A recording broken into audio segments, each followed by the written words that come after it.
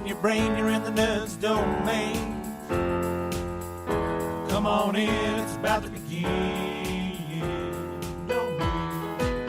Hi, everybody, and welcome to this week's Nerds Domain podcast. What you're going to hear here is a bunch of interviews from GenCon 2014 that Jestin recorded for us. You're going to hear a lot of background noise, and we apologize for that, but there wasn't a lot we could do. That's just the way the conventions work. This is the first of potentially 3 episodes, and we may squeeze it into 2. I'm not sure how long the second one's going to be, but there are several interviews here about all kinds of stuff, and you should definitely check all of them out. Hi, this is Jestin with the Nursemaid podcast, and I'm here with Rob Abear from Terrible People LLC. Can you tell me a little bit about your product? We make A Terrible Time, the party game where everyone loses. It's kind of like a high-stakes party game that combines elements of like truth or dare and team-based challenge stuff. Okay. So we have art, facts, and performance. On your team's turn, you roll a die. It tells you which of the challenge decks to draw from. We have different subcategories in there for like little mini-games within there. My favorite one is one. Can you curse on this thing? Yeah. There's one called Shitty Tattoos, where you draw on your partner with a marker that we provide, and they have to guess what it is. So it's kind of like some win-lose or draw elements in there, some cranium, some Project Humanity type stuff. It's all centered around terrible things, right? And the twist is that if your team fails their challenge, they have to draw from the Black Humiliation deck, which is a terrible thing that you either need to do or allow to be done to you as a punishment. We already have 3 expansions that are based off of TV, movies, and video games. Oh, nice. All of the humiliations in there are also themed off of those things. So, for instance, one of my favorites is in the TV deck, there is a humiliation that's you are now a male protagonist on the TV show Game of Thrones. Please recount a story from your childhood while you pretend to fuck one of your teammates. So it's real fun. Like, all the humiliations, they run the gamut from aggravating to just mean to goofy to gross, all over the place. It's just like a really, really, really fun party game. Sounds nice. Well, can you give me an average runtime of it, or is there an end goal, just kind of play until you're tired, or? No, there actually is. There's a board, and there are certain cards from the humiliation deck that are called Maverick cards that can kind of manipulate where people are on the board and switch around the teams and stuff like that. Oh, nice. But everybody is on a race to hell. The finish line is a spot called hell, and the reason why we call it the party game where everyone loses is because even if you make it to hell, which is, you only need to complete 5 challenges successfully to get to hell. If you get to hell without ever having done a humiliation, no matter what, you have to do a humiliation to win this game. So everyone loses. The runtime is usually about 35 to 50 minutes. It's first time we play, probably about an hour as you kind of get used to it. Now when we play, it's about 30, 40 minutes, So we usually play 2 games, like maybe we'll switch up the teams between them or whatever. And it's really fun. It also depends, like, it's like anything like Trivial Pursuit, or we have like a lot of trivia and stuff in here as well, and drawing and performance where you're acting out. Like acting out mini games like improv or charades or something like that. So a lot of it depends on how good the teams are, how big they are. Obviously, the game surprisingly runs a little bit faster when you have like 4-on-4 rather than 2-on-2-on-2, because people, if they have 3 people guessing, you tend to get it right more often. But they're all timed. They're all timed challenges. So it does keep it like clipping along, which is really good. Great. Well, is there a website people can find you at? Maybe Facebook? TerribleTime.com. You can find us there. And then you can also find us on Facebook if you search for A Terrible Time, or Terrible People LLC is the actual name of our... And that's where you can find stuff for... this is the first game that we have out right now. But you can follow us on Facebook or check the website, and pretty soon you'll be able to order it through there, and on our Facebook we'll have news whenever we come up with new expansions. Coming up we have terrible comic books, terrible sports, and terrible music. So they'll be themed on those, so you can pick your poison as far as that's concerned. Cool. Well, is there any other conventions you're going to this year? Not this year, but we will definitely be at Wizard World New Orleans starting in January. We'll probably go back to PAX East next year, and we're looking at some other ones. And we're based out of California, So pretty much anything that we can drive to from LA, we'll try to get a spot at. And try to sell, at least show up and and stuff like that. But hopefully have a few games to sell. Yeah. Well, thanks a lot. Thank you very much. Hi, this is Jestin with the Nursemaid podcast, and I'm here with... Neil Hoffman from Nine Kingdoms. Can you tell me a little bit about your game? Absolutely. The game is Apocalypse. It is a card game. It's a strategy game about surviving the zombie apocalypse. The idea behind the game is it's competitive, and you take turns. You choose a band of survivors, and you're each going to have a 60-card deck, and you're going to be trying to defend your stronghold against your opponent and their raiders. And you're going to take turns, and the turns each have 5 phases, so you're going to be placing characters, weapons, etc. at locations, whether it's your location to defend or your opponent's location to attack. You're going to be scavenging for resources at other locations. You're going to be engaging in combat, and finally you're going to be feeding your people. You use your cards to feed your people. So not only do they do stuff, but you also discard. So as opposed to a deck builder, it's like a deck depleter. And when you can no longer feed your survivors, then you are out of the game. Okay. Can you tell me about the average run time, if everybody knew the rules? If everybody knew the rules, the average run time is 45 minutes to an hour. Okay. For one-on-one, and it would be longer depending on how many additional players. So how many players can play? Well, we say it's 2 to 4. If you have additional decks, I don't see why you couldn't do more than 4, and it would be every man for himself. We even have rules for 2-on-2. Nice. Can you tell me a little bit about the components, like how many cards? Yes, the box has 4 60-card pre-constructed decks, and then it also has an additional 64 cards, so that once you get the hang of it, you can start customizing your decks. Okay. Kind of an LCG model. There's no further cards to buy. They're all in the box. Great. Is there any conventions you're going to be at in the future where people can find you? That is a great question. We're still sorting through our convention schedule. We try to get to whatever we can. I know we're going to be at Metatopia, which is in Morristown, New Jersey. Beyond that, we're still trying to lock down our convention schedule for the rest of the year. I would love to get to the Board Game Geek in Texas over, I think, Thanksgiving weekend. So we're working through that, and we're here with Shari, so we're going to see if we can get to some other cons with her as well. Okay. Is there a place where people can find you? A website, Absolutely. Facebook? So the game is available in all stores. All the distributors are carrying the game, so you can just go into a store and ask for it. You can also go to our website. It's ninekingdoms.com. Spell out the word 9. And we're happy to sell the game through the mail as well.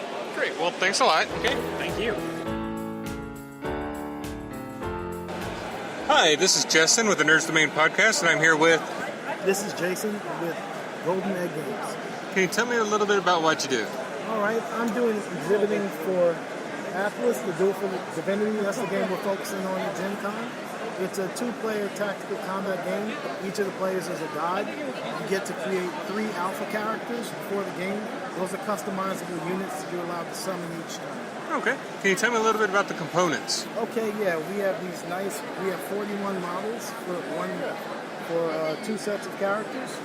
They're high quality. We have 4 different models of characters. We have your flyer, your ranged character, a magic user, and your more tanky bruiser type guy. These will look great painted, and they look great on the board. Yeah. Can you tell me a little bit about the rules? Sure, absolutely. You'll have a pool of 250 points that you'll use each turn to summon units. Each unit will have a different cost, depending on how much abilities, magical spells, weapons you want to add to that character. So once you summon them onto the battlefield, they're going to fight out over 3 different relic icons that we have over the board. When one of your units, one single unit controls 2 relics, you've won the game. The portal opens, the god enters the world, game over. Okay. If 2 players knew how to play by the rules, 100%, about how fast is the average game? The average game will run about, once you get really good at it, about 45 minutes. We say the average time is about 60. It'll go a little quicker than that. Okay. Can you give me any idea about what the retail price would be for this? Yeah, the retail price we're asking is $70 for it.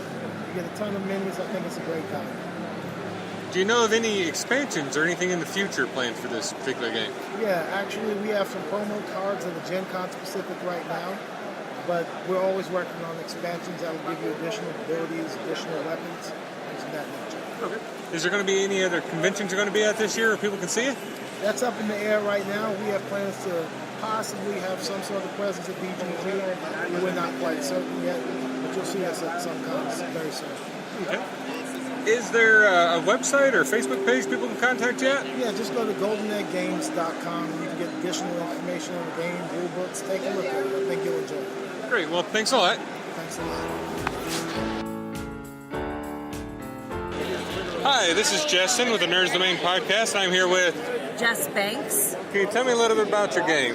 Absolutely. Atlas Games is really pleased and proud to present second edition of Gloom. It's a very, very popular game that gives you a thoroughly despicable group of people who are your family, and it's your job to make them as miserable as possible before you kill them in interesting ways.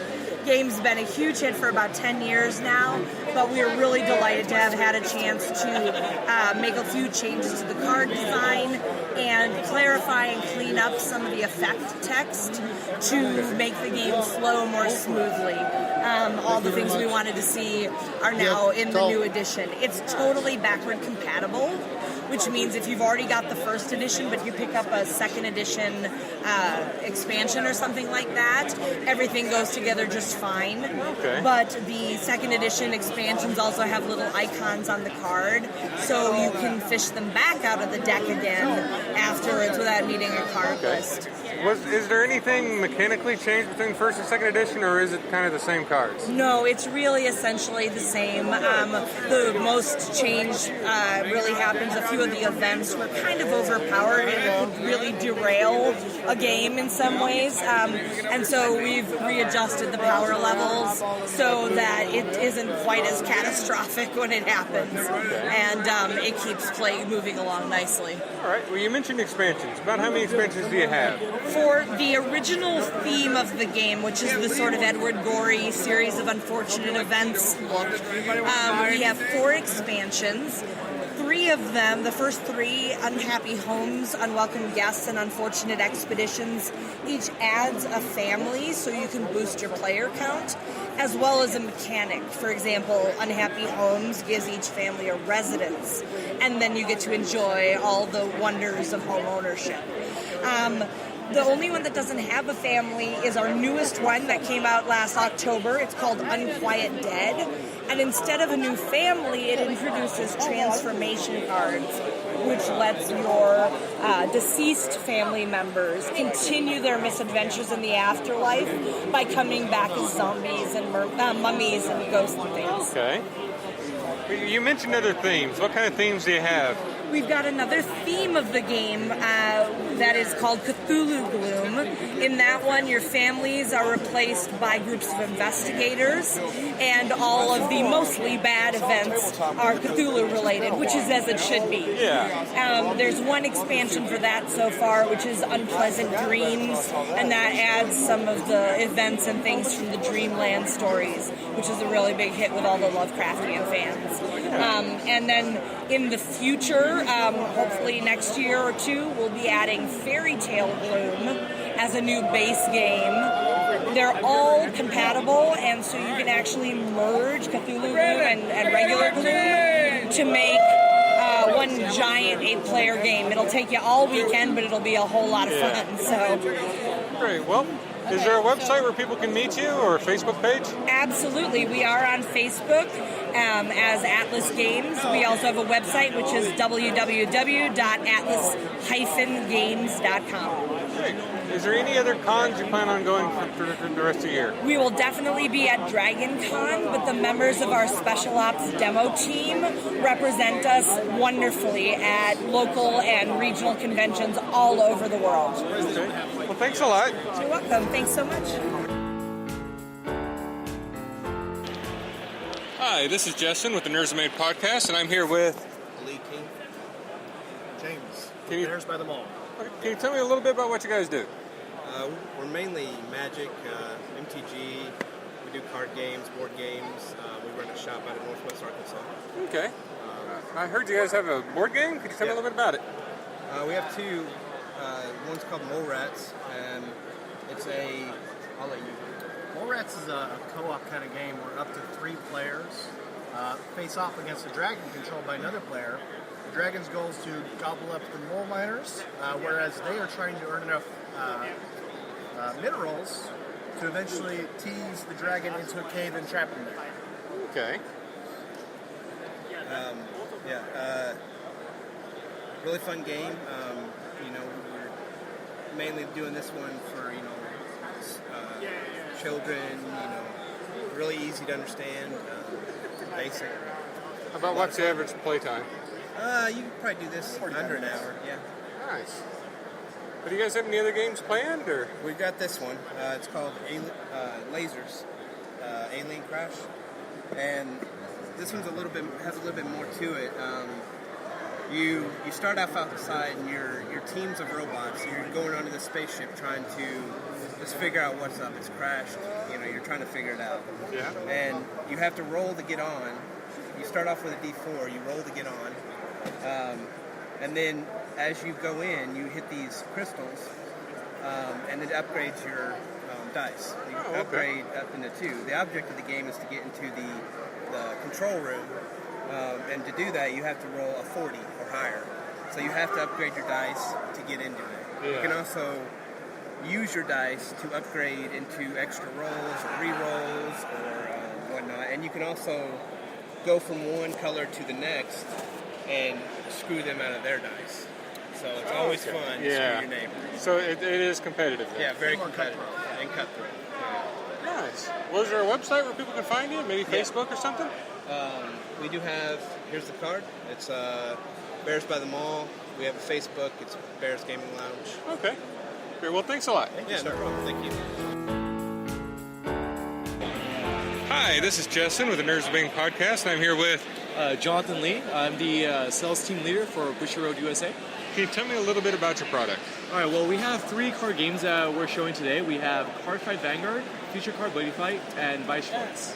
Okay. Well, let's talk about the first one first. Can you tell me a little bit about the rules for the card game? So for Future Card Buddy Fight? Yeah. Okay.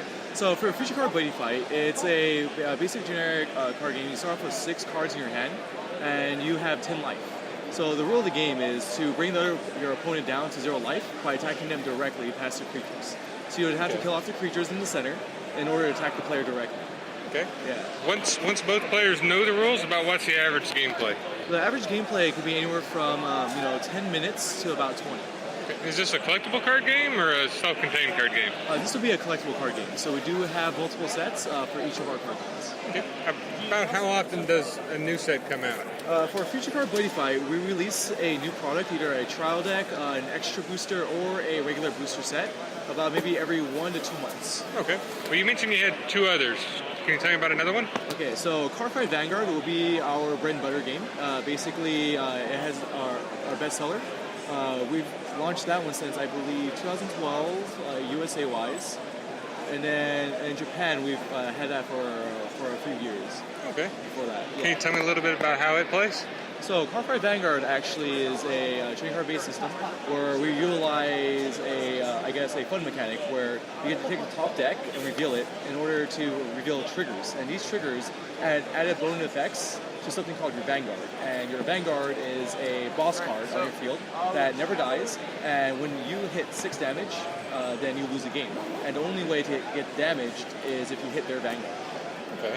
And again, once both players know the rules, about what's the average runtime?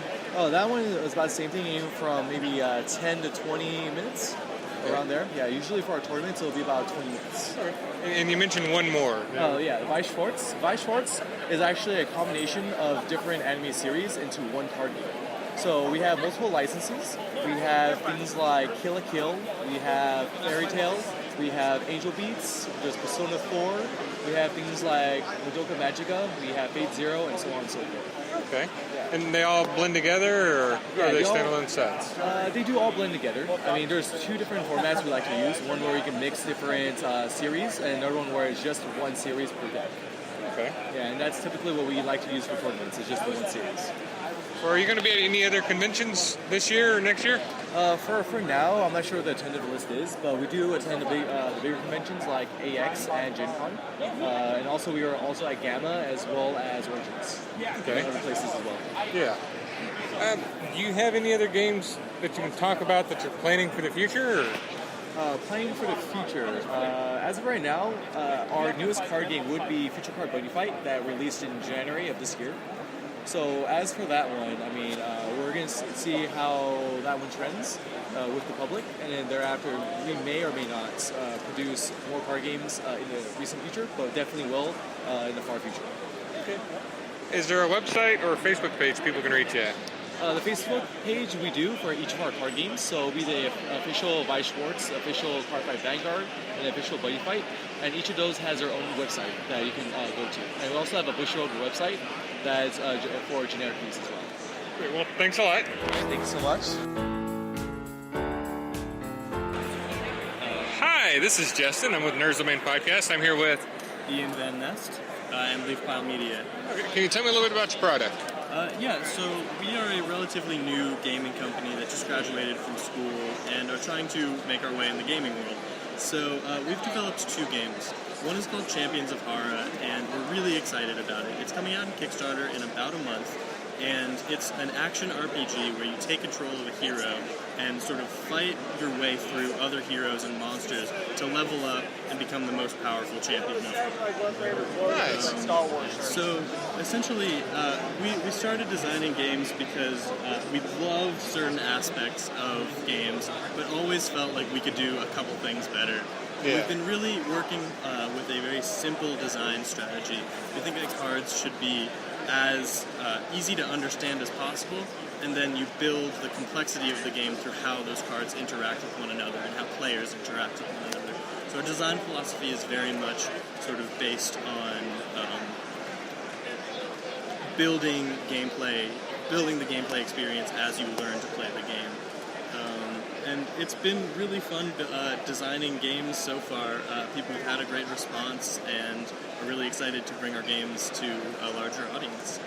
Can you tell me a little bit about how the game actually plays? Yes, absolutely. So each turn you get to move your hero around the board. The game is very much about positioning, so you want to be aware of where other heroes are on the board and where you are. Each turn you flip a card from the event deck in order to, which will either be a rift, which you use to score points, a monster which you can kill to score points, or an event that physically changes the location of the board tiles and sort of messes with the entire gameplay experience. So every time you fight a monster, you earn some energy points, and you can use those to level up your hero. Each time you level up your hero, you get to add new cards to your hero deck and actually make your deck stronger and make your hero more powerful. So as the game goes on, you're leveling up, you're trying to become the first person to unlock all three resources. You need 5 points of each color of the resource, that's red, blue, and green. And then you want to get to the center of the board to sort of try your luck at winning the game. Okay. You mentioned this is coming out on Kickstarter soon. Do you have a goal set for the date already, or? We're looking for about 15,000 on Kickstarter.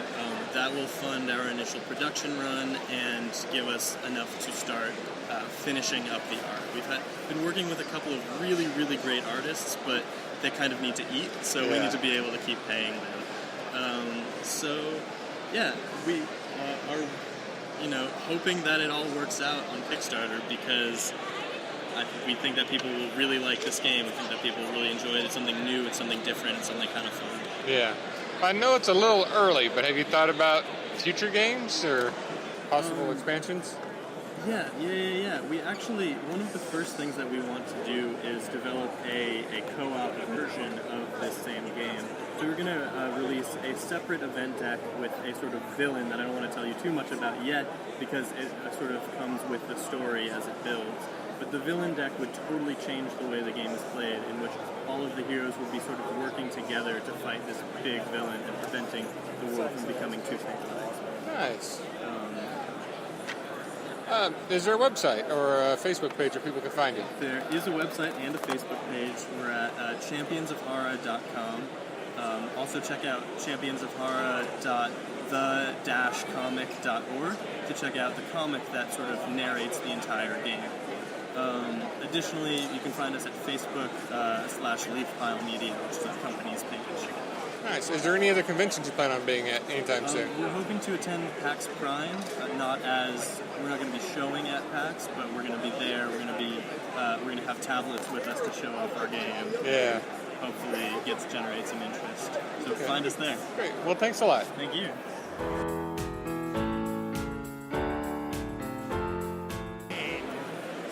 Hi, this is Jestin with thenerdsdomain.com. I'm here with Tom Dalgleish. Can you tell me a little bit about what you do?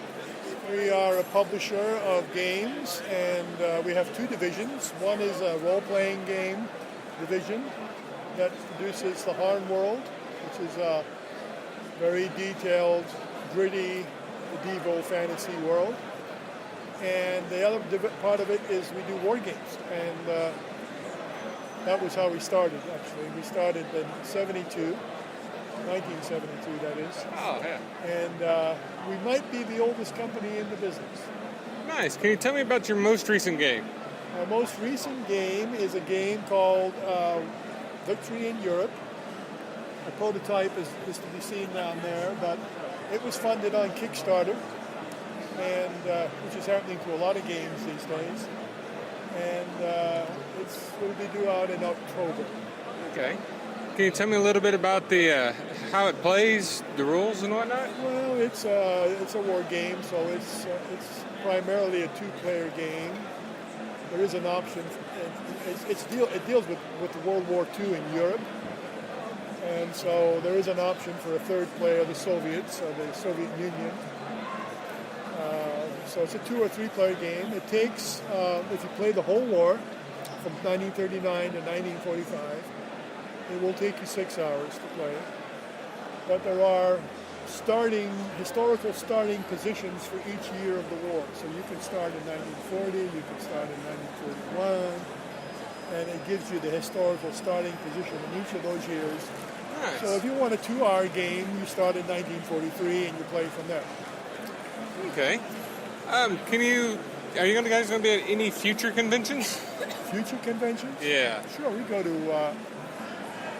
we're going to go to the Board Game Geek Convention in Dallas, which is in November. And we just came from the World Board Game Championship convention, which is held each year in Pennsylvania. And then there's a few regional cons we go to. There's one in LA we go to, Straticon. Okay. Is there a website or Facebook page where people can reach you? There's a website is www.columbiagames.com. Great. Well, thanks a lot. Thank you.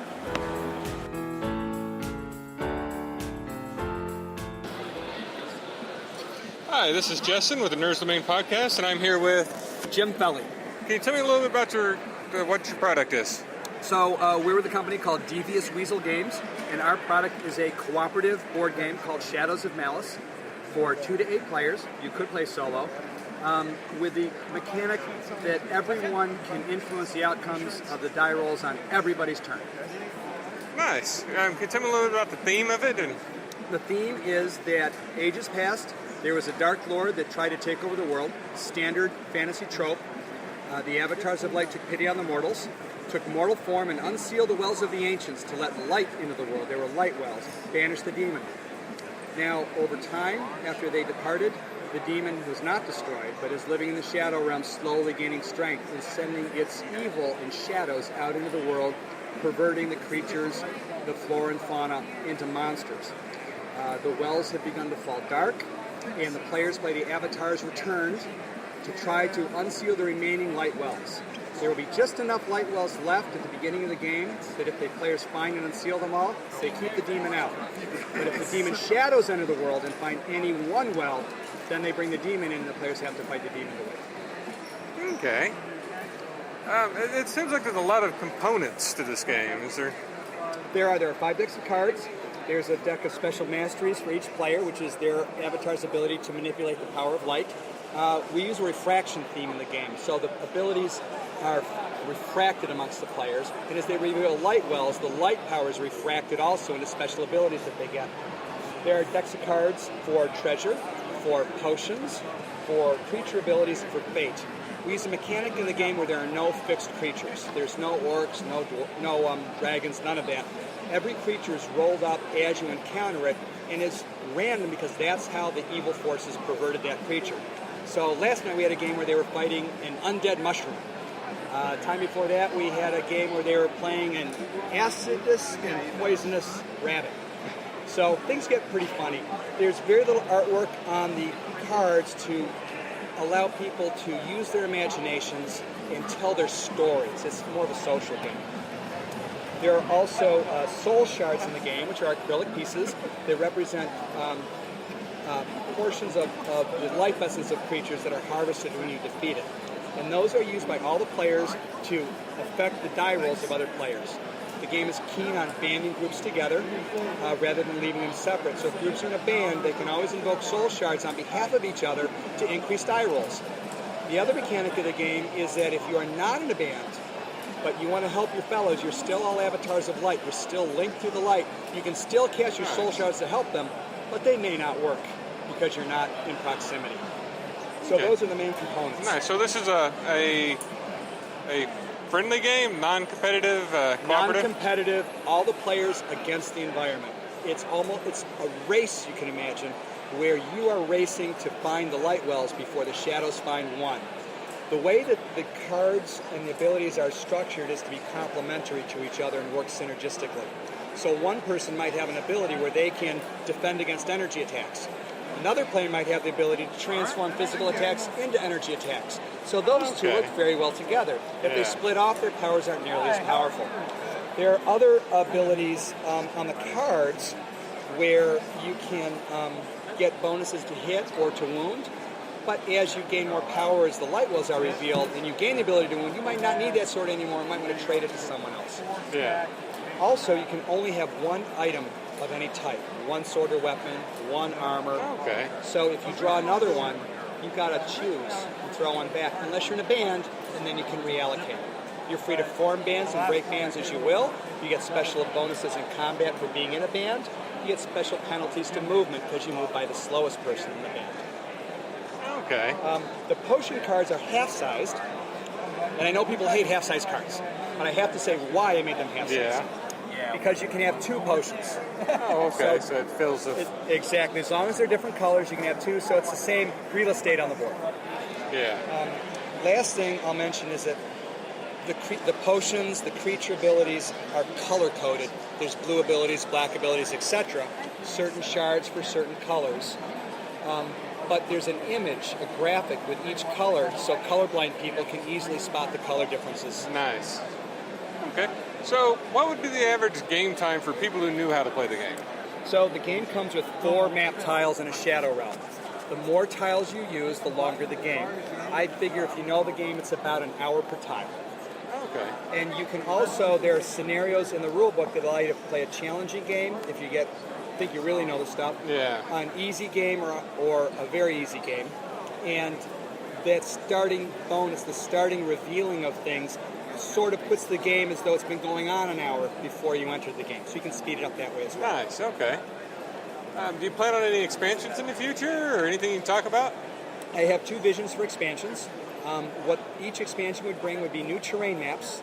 And if the terrain maps come in, because the teleportation gate system is based on a 6-sided die, there will be color-coded networks for teleportation. Oh, okay. Each expansion will bring in a new type of flavor of ability.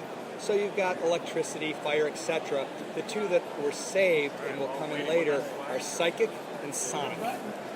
I will not bring out any expansion that doesn't have a significantly different flavor to it that's not also fully integratable with the base set. Yeah. So where can people find you? You have a website, Facebook, anything like that? I have a website. It's deviousweasel.com. One word, Devious Weasel.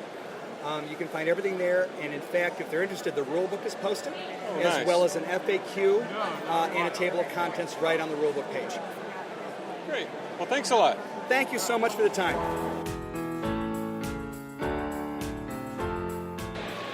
Hi, this is Jestin with the Nerds Domain podcast, and I'm here with... Michael from Eschaton Media. Can you tell me a little bit about your product? Sure.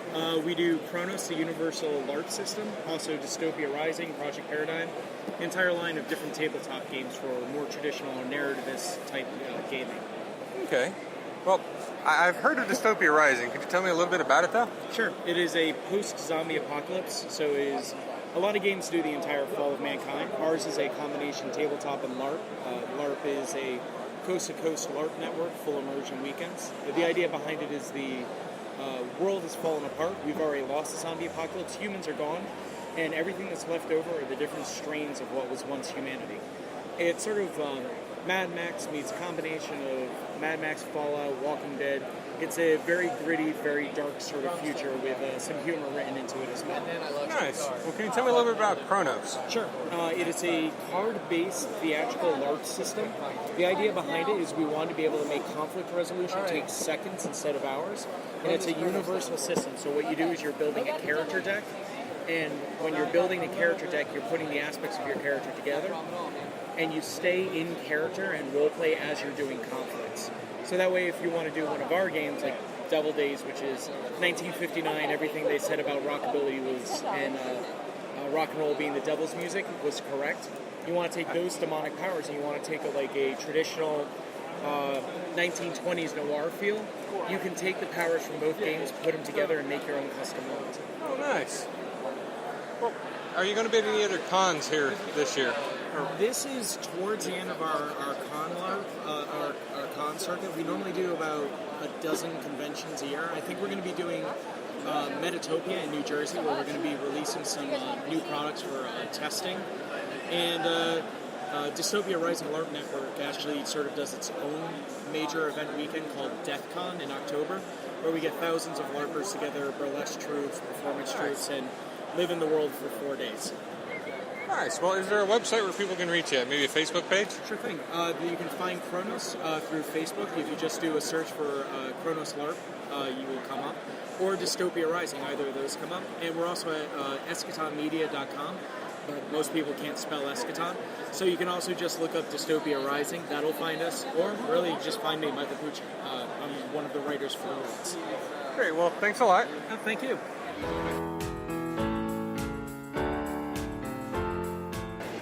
Hi, this is Jestin with the Nerds Domain podcast, and I'm here with Nate Dunleavy from Evanced Games. Can you tell me a little bit about your product? Sure. We have several different games. We have apps that kids can download for the iStore or Android. They're phonics-based early literacy games.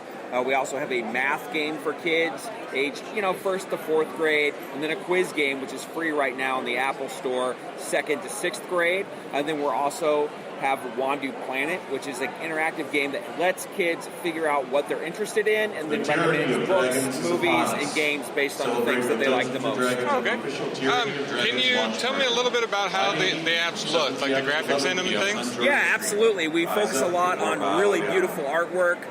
There's some fun animations in all the games. Froggy Phonics has an animated frog that hops around on lily pads. Tic Tac Bananas allows kids to play a game of tic-tac-toe with a monkey who wants you to finish the words with the right letters. And then Champs of Numeria has some really cool sort of graphic novel-inspired fun characters that kids can pick as avatars as they play sort of a math-based game of Connect 4. Nice. Do you have any apps in the future planned that you can talk about? Or? Well, Wandu Planet is our big app. It's really in beta right now. Kids can play it online if they go to wanduplanet.com, and that's really where the bulk of our development and resources are headed. We also have a game called Wandu Reader, which works with library and school reading programs and allows kids to build their own robot to help incentivize reading logging behaviors. Nice. Well, is there a website people can find you at, or a Facebook page? Absolutely. They can go to evancedgames.com, evancedkids.com, or if they want to check out Wandu Planet, wanduplanet.com. Great. Well, thanks a lot. Thanks a lot.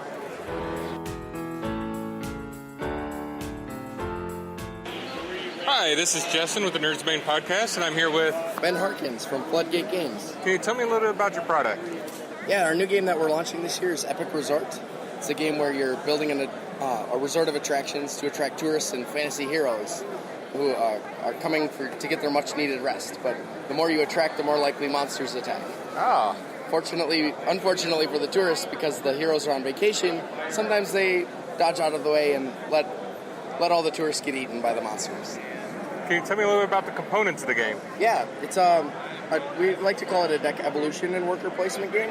So there's a little bit of familiar deck building components, but you're always swapping out one for one with the worker cards for that deck building aspect. And then you'll be upgrading attractions, which are cards that keep track of your resources, and all of your tourists go on there. So a lot of wooden bits, a lot of cards.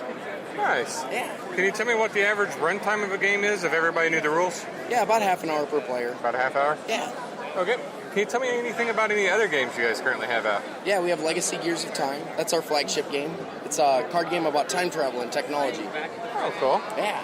Can you tell me about anything in the future that you're allowed to talk about? Yeah, next is probably another expansion for Legacy is what we're going to be doing. Great. Yeah. Well, is there any place people can find you, like a website, Facebook, You that got sort of it. thing? Floodgate Games, everywhere. Well, thanks a lot. You bet, thank you.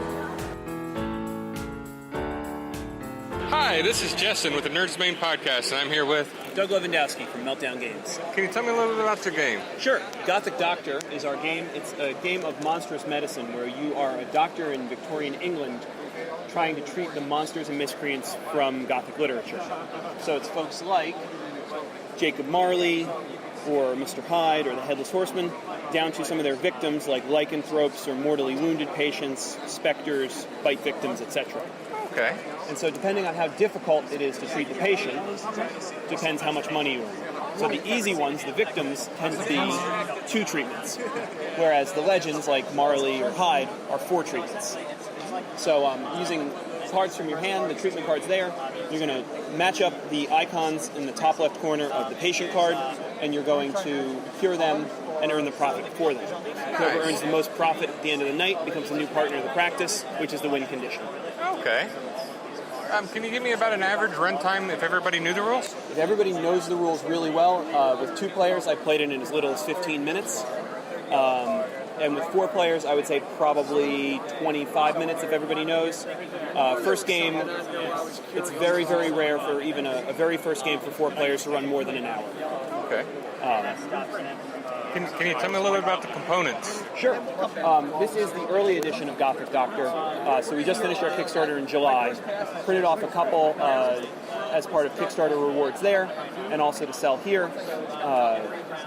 So the components are about 160 cards, a clock for the game, which has a counter that goes with it so you can track what round you're in, and a rule set. So it's components light right now. Eventually we're going to expand out to more components that we hit via stretch goals and everything, and that'll be coming out sometime in 2015, hopefully in the earlier part of that. Can you tell me if you're going to be at any other cons around here where people might be able to find you? Around here, no, since we're from New Jersey. Well, I'm from New Jersey, my co-creator's in VA. Any of the double exposure cons, chances are I'm going to be there. Okay. So in Morristown, New Jersey, that's Metatopia, which is great for board game designers to network and get their stuff play tested. Dreamation and DexCon, which are their big conventions. And possibly Maelstrom this year, which is more of an open gaming kind of thing. Okay. Well, is there a place where people can find you, like a website, Twitter, Facebook? Sure. Our website is meltdowngames.com, like nuclear meltdown. And if they are interested in pre-ordering the game, if they weren't able to make it out here and they want to pre-order the Kickstarter version, they can go to bit.ly/getgothicdoc, and they can find out more information about it there. Great. Well, thanks a lot. Thanks so much. Hi, this is Jestin with the Nursemaid podcast, and I'm here with Lisa Steens and GutBustin Games. Can you tell me a little bit about what you do? I think up, design, and develop board games that are fun, funny, and just a wee bit edgy. Can you tell me a little bit about what you got? I first came out with Redneck Life, and it's the player with the most teeth at the end that wins. Trailer Park Wars followed, where you get to manage a trailer park and you want to collect the most pink flamingo miniatures to win. Then Oh Gnome You Don't, the forest gnomes battle and brawl to be the richest in gems by the end of the game. The Cheap Shot card game is an insult-based rummy game. Then, let's see, Terror in the Trailer Park came out as an expansion to Redneck Live. Then today, just today, Thursday of GenCon, Flea Marketeers arrived, where you get to, you want to be the richest flea marketeer in town and deal in such amazing items as shady deals, holy sand traps, nice knockers, and maybe some chocolate-covered bacon.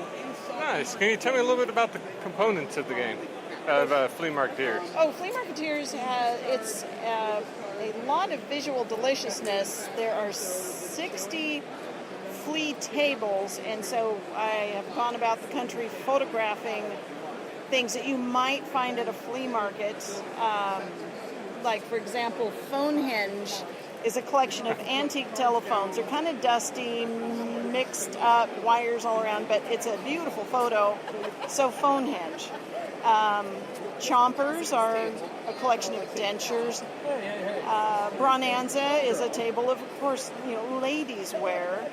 And so every player has their own flea book, which lists unique values. So, for example, Bronanza that Jestin has on his table might be only worth $20 in his flea book, but in my flea book it might be $90. And so I would try to swindle him out of his Bronanza for the end of his turn.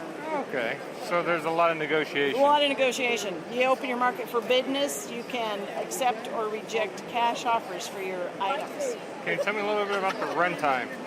The runtime with 5 to 6 players is going to be about an hour and a half. Maybe 2 hours the first time you play, but it has a lot of player-to-player interaction, and we stress that your auction phase, when you open your market for business, keep it short and lively, Nice. Well, can you tell me about anything that's coming out in the future that you have ideas for? Man, you're killing me. This just came out today. I would consider a Nearly Naughty expansion for Flea Marketeers. And then maybe Horrible House Pets. We've all had them. Yeah.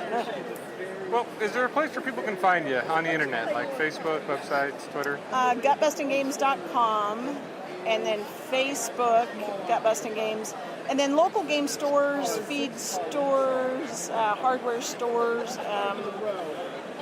carry the games. There's a retailer locator on the web, but any of your game and hobby retailers can order in and get the games. Nice. Is there any conventions you're going to be going to nearby? We go to GenCon, but being out in Portland, Oregon area, there's a couple local conventions there, but this is our big one. Okay. Well, thanks a lot. Thank you.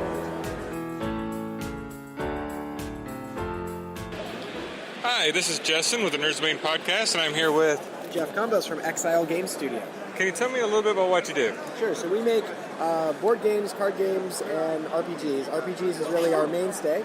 Our flagship product is called Hollow Earth Expedition, and it's about feeding Nazis to dinosaurs in 1936. Sort of like Indiana Jones, but with dinosaurs. Yeah.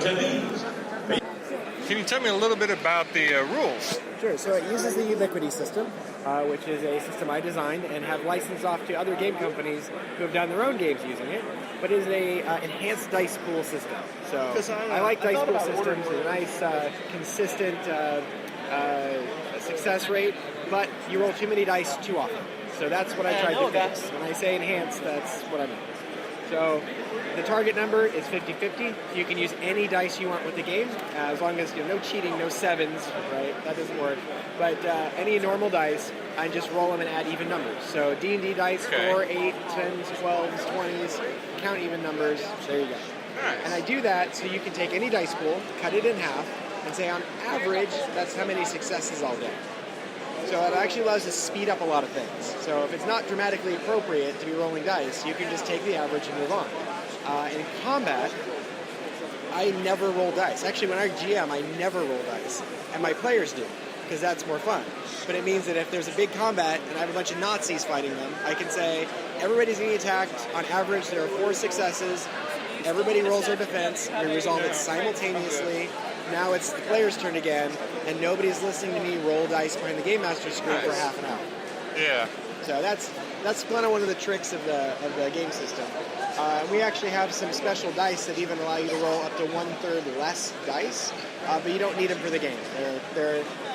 I'm funny and I like dice, so I made them, but you don't need them. Yeah. As a person who typically runs mods, is there a lot of modules for this yet, or? Yeah, so we actually just had a book come out called Perils of the Surface World, and it has 4 kind of jumbo adventures that you could just pick up and run in the Antarctic, in the Amazon, in Venice, and in Shanghai. Okay. Do you have any products in the future you can talk about or plans? I do. So what I did is I cut the pulp genre up into slices, because not everybody likes everything, right? Yeah. Some people may not want to fly a biplane on Jupiter with a talking gorilla. That just may not be their thing. So what I did is the base core rulebook is Indiana Jones, very like that. Then the first expansion is the Shadow and the Rocketeer, those kinds of characters. And then we did all about the Hollow Earth, so that would be Tarzan, Pellucidar, that kind of thing. Our new book coming out kind of into this year, beginning of next, is Mars. Oh, so we're doing kind of the sword and planet genre as the next slice. So if you like a particular kind of pulp, you can just get that and just play that. If you like it all, get them all, have a good time.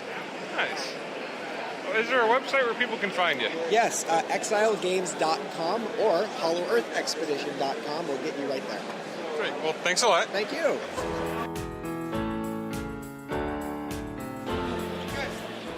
Hi, this is Jestin with the Nursemaid podcast, and I'm here with Liz Spain, designer of incredible expeditions. Can you tell me a little bit about it? So, it's a steampunk exploration game. The steampunkest game there is. I can attest to that. But basically, imagine At the Mountains of Madness meets 20,000 Leagues Under the Sea. Oh, okay. So, there's these crazy cadre of different characters from literature and history that go out and assemble an expedition to find Atlantis, which has been trapped in the ice of Antarctica. And they get there by various airships and sea ships and face terrible, horrible things that drive their crew crazy. Is this a cooperative game or a competitive game? It's actually both. Oh. So I set out to design the game so that it would work either way. And so the basic game is competitive, but you can also add this layer of the world working against everyone. So in the cooperative game, everyone bands together, and it's more of an endurance challenge to get to Atlantis before the world basically crushes everyone. And what I also discovered in designing this, there's also a solo. Oh, because really? solo is just the cooperative mode, one player. Makes sense. Can you tell me a little bit about the components to the game? Oh, sure. So I really wanted to set out to showcase steampunk artwork and people and artists. So we've got over a dozen illustrators and many, many different steampunks featuring their costuming and sculpture and so forth. It was really important to me that the game is gorgeous, which can be a little deceiving because the game is actually incredibly hard, I've been told, and very strategic, but I wanted to make it beautiful. And we did a Kickstarter last year and raised enough money to not only added the things I wanted, like a custom die for the game that's designed by Chuck Stover, who designs the coolest 3D printed dice on the internet. So he designed a die for us, and we also got miniatures for the game, a unique one for each of the 5 ships. Nice. But with the Kickstarter, we were able to produce a very limited run of Grand Tour editions, which come in a vegan leather-bound campaign case with foil cards and custom steampunk coins and glass tokens and digitally printed canvas boards. Oh, nice. Because I went overboard. So, is there any other conventions you plan on being at? Oh, yes. In a few weeks in September, we're going to be at PAX Prime in Seattle, and Steamposium shortly thereafter at the end of September in Seattle. Okay. Do you have any other games in the future planned, or? Yes. That you can talk about? This is my first game, but I'm hoping that with its success, I will be able to make many more, including a sequel to Incredible Expeditions Quest for Atlantis, which would be time travel themed instead of oceanic and horror themed. Okay. Well, is there a place people can find you, like Facebook, the internet, Twitter? Oh, absolutely. We're on Facebook as Incredible Expeditions, and you can also find us at incredibleexpeditionsgame.com. Okay. Well, thanks a lot. Thanks.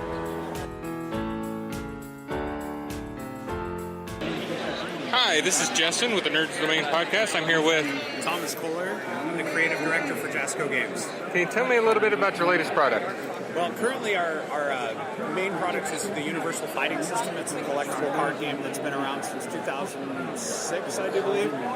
It's a overarching rule system where you can take characters from different licenses and fight them against each other in a fighting game, kind of all a Street Fighter, Tekken, something along those lines.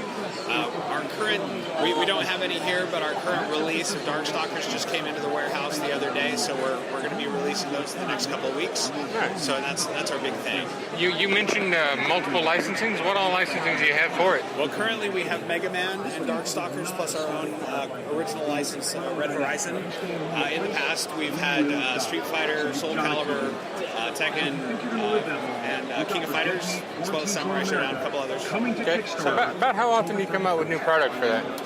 Well, right now we're working on having sets come out about every 4 months, give or take. But that's the aim. Yeah. To get every 4 months, a consistent schedule. So we have the Mega Man, the Darkstalker set that's coming out in a couple weeks. We have 2 more sets that are being printed. So, and we're just trying to keep getting further and further ahead so that we can have more stable releases on 4 months. Nice. So if 2 people really knew the rules well, how quick does a game tend to go? A game can go anywhere, like depending on the deck style. It can be anywhere between 15 minutes to half an hour, depending. So it's usually a pretty quick-paced game. Because I would say a lot of the decks kind of are aggressive decks, but you can, there's several different types of decks that you can play. So you can have an aggressive deck, or you can have kind of more of a control style deck. Those games can go longer.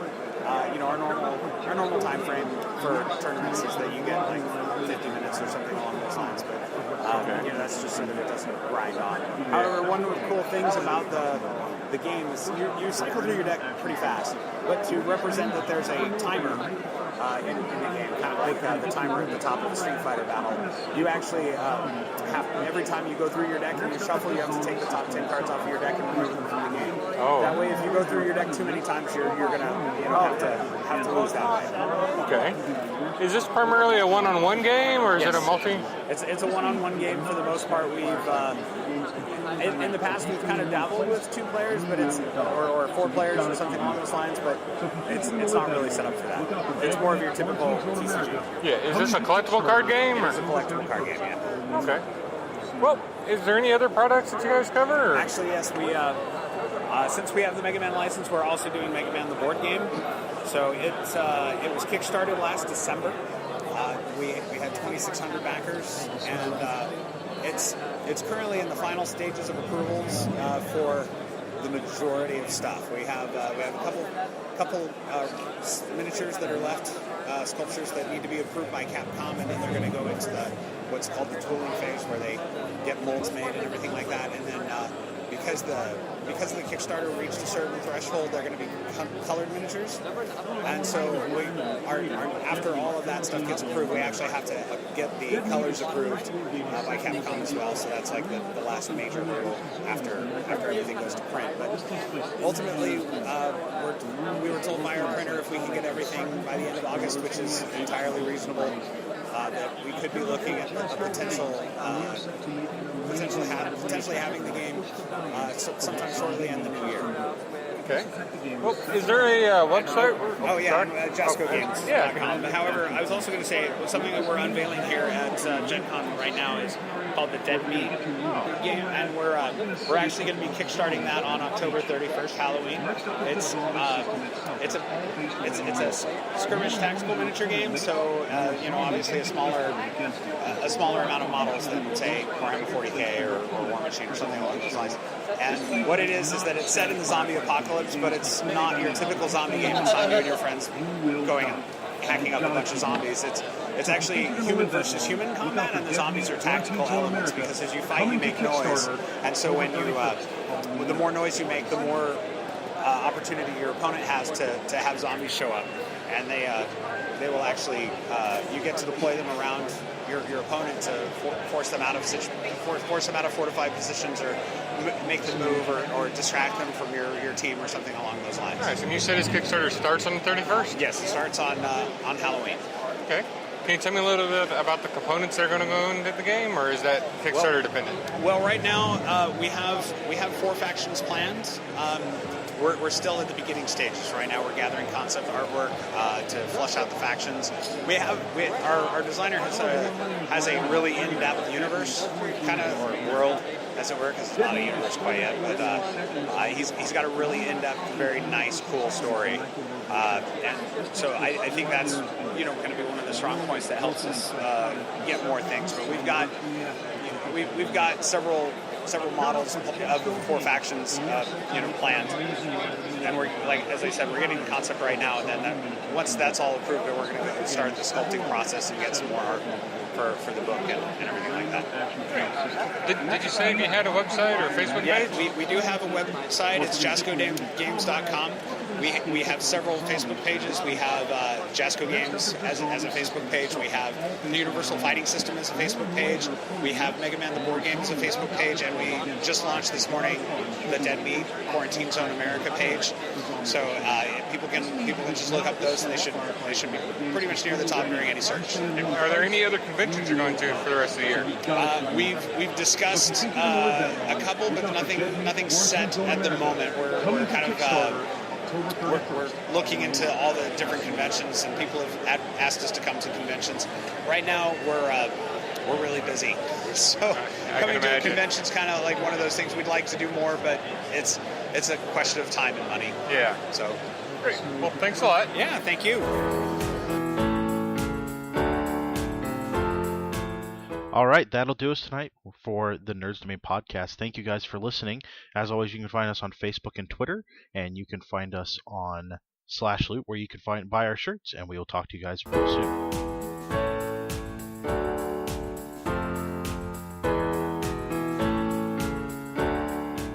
This has been a production of the Omega Nerds Network, the network where it's on.